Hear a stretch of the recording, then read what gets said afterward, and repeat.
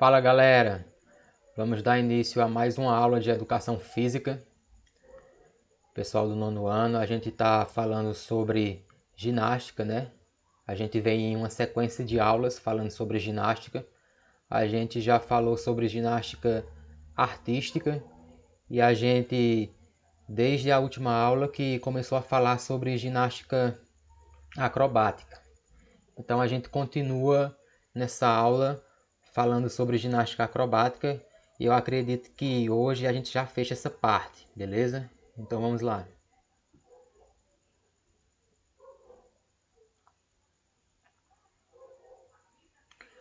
Bom, a ginástica acrobática. A ginástica acrobática consiste na execução de exercícios sem a utilização de aparelhos. Então só aí a gente já percebe que a ginástica acrobática ela é bem diferente da ginástica artística. Enquanto que na ginástica artística o ginasta ele utilizava de aparelhos para realizar uma série de movimentos. Na ginástica acrobática o ginasta ele não utiliza nenhum tipo de aparelho. Então, sem a utilização de aparelhos para a realização dessa modalidade, é necessário o controle corporal, equilíbrio, força e flexibilidade. Então, as mesmas capacidades físicas são utilizadas, porém, em um contexto totalmente diferente. As origens da ginástica acrobática. Então, aqui é só uma revisãozinha que eu coloquei. Na aula passada a gente já tinha visto esse contexto histórico. A gente viu, né, que as origens da ginástica acrobática elas estão nas atividades circenses, ou seja, foi naquele contexto do circo, dos espetáculos do circo, onde existiam aqueles quadros de contorcionismo. Foi nesse contexto que surgiu a ginástica acrobática. Principalmente no mundo grego, no mundo romano. Porém, no Egito, por exemplo, escavações arqueológicas indicam que a prática da ginástica acrobática ela já existia desde 2300 anos antes de Cristo. Então a gente vê que é uma atividade humana bem antiga. A expansão dos movimentos acrobáticos pode ser observada na Idade Média, com a prática de movimentos acrobáticos em conjunto com recital de poesias e canções.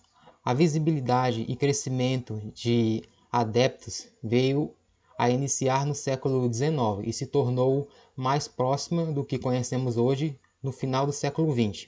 O desenvolvimento de esportes acrobáticos era bastante observado no leste europeu, principalmente na antiga União Soviética, onde foi realizado o primeiro campeonato de esportes acrobáticos em 1939. Então a gente vê que esse esporte ele tem raízes bem antigas. A gente viu aí que foi há cerca de 2.300 anos antes de Cristo já haviam registros. E esses movimentos eles foram ganhando novas configurações e novos adeptos até se organizar e se estruturar como um esporte tal qual a gente vê hoje, nos dias de hoje. Os tipos de ginástica acrobática. Nas competições ocorrem as apresentações em pares, feminino, masculino e misto, e grupos, e também em trios femininos e quadra masculina. Então são várias formas de competição na ginástica acrobática. Para que seja feita a demonstração de equilíbrio em saltos e rotações, os componentes da equipe devem assumir as seguintes funções: base, intermediário e volante. Então a gente vê que cada ginasta, nas apresentações de ginástica acrobática, ele desempenha uma função específica, que elas podem ser divididas em base, volante e intermediário. O que seria o ginasta base?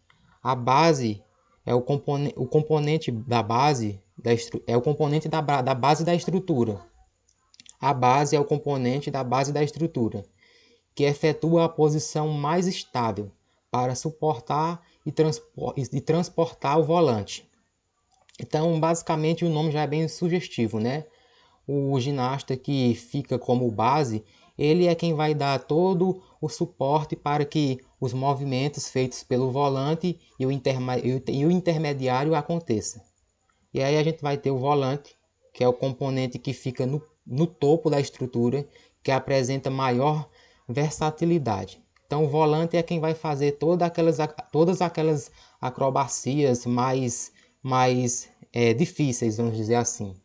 E temos o intermediário, que é o componente intermediário, como o próprio nome já sugere, da estrutura, que mescla as características dos dois anteriores. Então o intermediário ele tanto serve como base, como também vai desempenhar funções de volante.